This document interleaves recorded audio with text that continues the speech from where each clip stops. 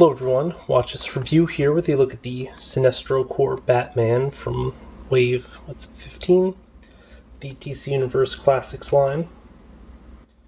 Originally not a figure I was terribly enthusiastic to pick up, but, it does come down to completing Validus, and, another Sinestro Core member, never entirely bad. Another version of Batman, possibly not as enthusiastic about, but hey, still looks pretty neat. I do wish that they'd opted to have his cape displayed as like an energy construct, so that would have been so much cooler. Plus, would it really have killed them to have tossed in like some energy construct bats or something? Sinestro Core Batman comes with this totally awesome pin, as well as the torso of Validus. A very important piece, the sort of central part.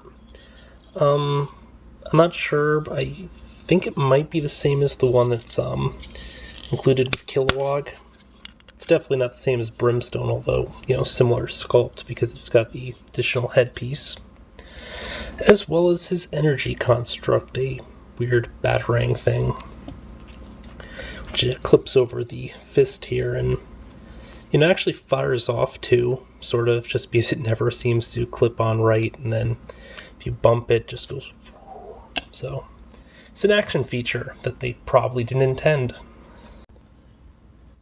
As for Batman himself, I'm really not familiar with the look, so I ended up trying to find a little information on it, and apparently it is for a good reason, because this is actually an upcoming appearance. Wouldn't actually be the first time that DC Universe Classics pioneers a figure, because Nightlick was first a figure and will eventually become a comic character, but I guess he'll show up in this outfit some point in 2012 or whatever. Also kind of interesting is simply the fact that this outfit is one of the ones, the alternate costumes for Batman Arkham City, so, I guess be on the lookout for that.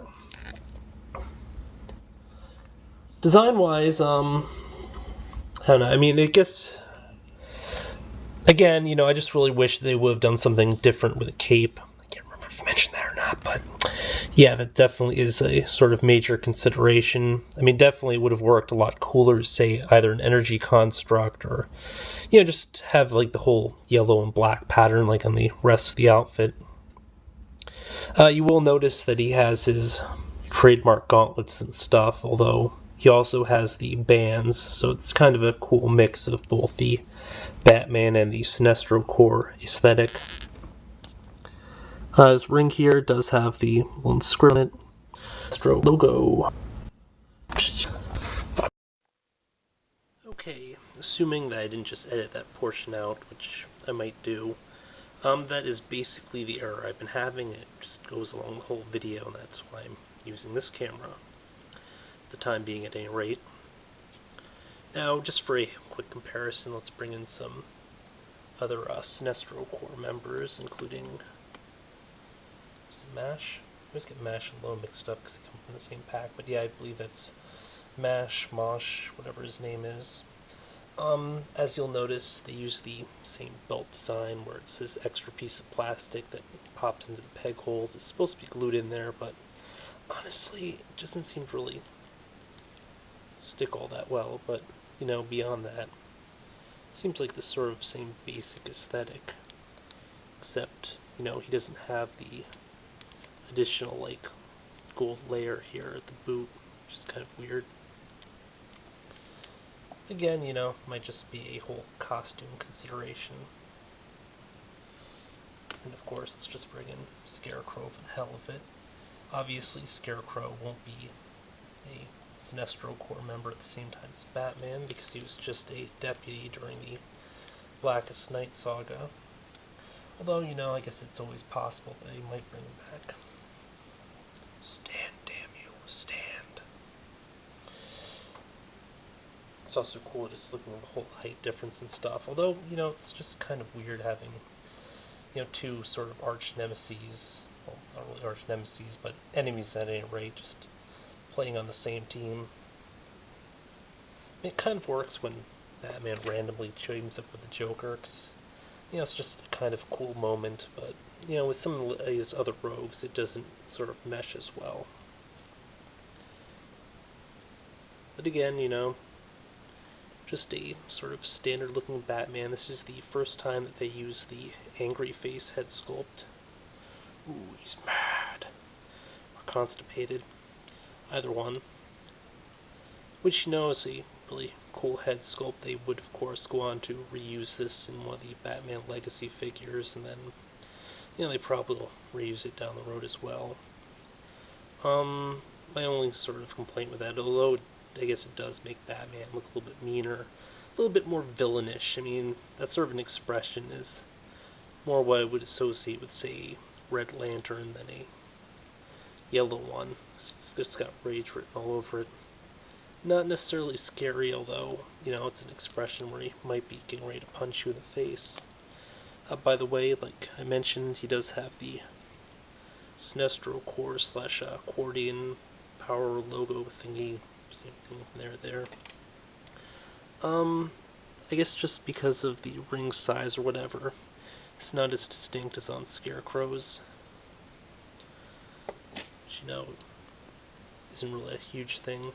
The other kind of interesting thing is he has one open hand, so, I guess he could hold, say, a yellow lantern that he wasn't included with.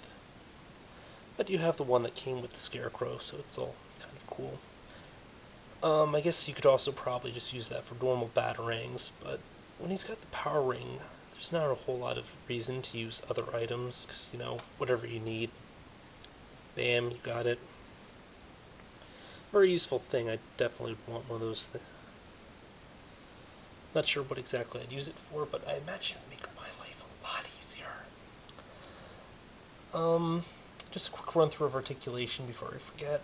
It's just standard DC Universe Classic stuff.